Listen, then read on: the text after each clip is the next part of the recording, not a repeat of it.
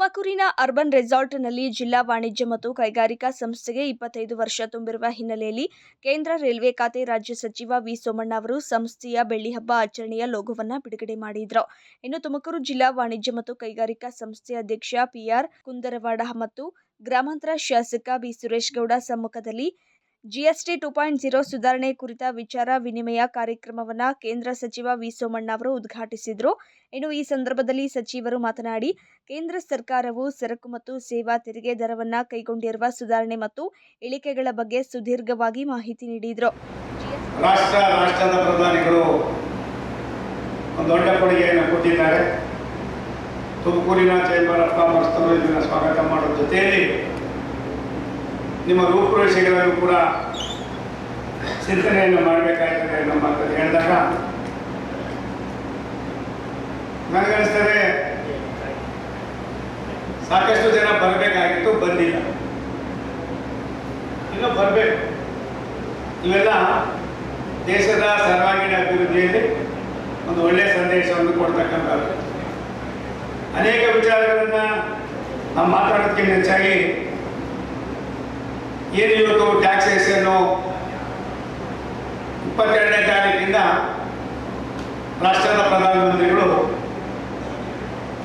ಉಪವಾಸವನ್ನು ಮಾಡ್ತಾರೆ.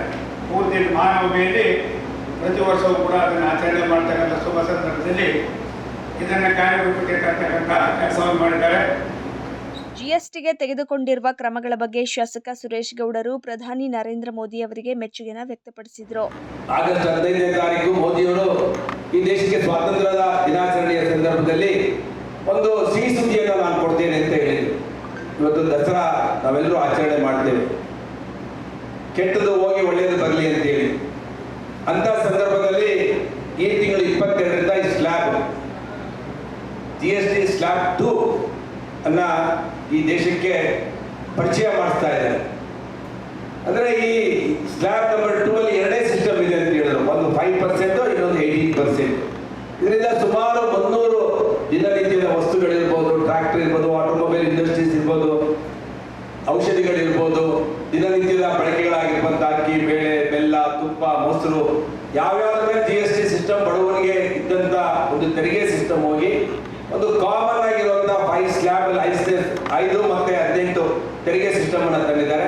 ಮತ್ತೆ ಇನ್ನೊಂದರಲ್ಲಿ 300 ದಿನಬಳಕೆ ವಸ್ತುಗಳಲ್ಲಿದ್ದಂಥ ಸ್ಲ್ಯಾಬ್ ಸಿಸ್ಟಮ್ 12ರಿಂದ 5% ತೆರಿಗೆಗೆ ನಿಲ್ಲಿಸುವಂಥ ಒಂದು ಸಿಸ್ಟಮ್ ಅನ್ನು ನಾವಿದ್ದೇವೆ.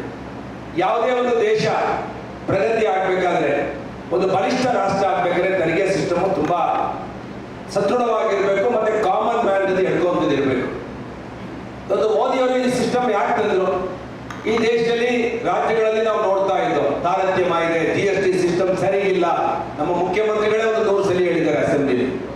ಇವತ್ತು ಒಂದು ಈ ಸಿಸ್ಟಮ್ ತಂದಿದ್ದಾರೆ. ಇದನ್ನ ಇಡೀ ದೇಶದ ಜನ ಈ ಸಿಸ್ಟಮ್ ತರಬೇಕಾದ್ರೆ ನಿರ್ಮಲಾ ಸೀತಾರಾಮನ್ ಅವರು, ಬೇರೆ ಬೇರೆ ಪಕ್ಷಗಳಿವೆ ಈ ದೇಶದಲ್ಲಿ, ಬೇರೆ ಬೇರೆ ಪಕ್ಷಗಳವರು ಕೂಡ ಇದನ್ನ ಮುಕ್ತಕಟ್ಟದಿಂದ ನಿರ್ಮಲಾ ಸೀತಾರಾಮನ್ ಅವರನ್ನ, ಕೇಂದ್ರ ಸಚಿವರು, ಹಣಕಾಸು ಸಚಿವರನ್ನ ಮತ್ತೆ ನರೇಂದ್ರ ಮೋದಿನ ಶ್ಲಾಘನೆ ಕೂಡ ಮಾಡಿದ್ದಾರೆ. ಸಂಸ್ಥೆಯ ಕಾರ್ಯದರ್ಶಿ ಶ್ರೀಕಂಠಸ್ವಾಮಿ ಸೇರಿದಂತೆ ಅನೇಕ ಗಣ್ಯರು, ವಾಣಿಜ್ಯೋದ್ಯಮಿಗಳು ಹಾಗೂ ಕೈಗಾರಿಕೋದ್ಯಮಿಗಳು ಪಾಲ್ಗೊಂಡಿದ್ದರು.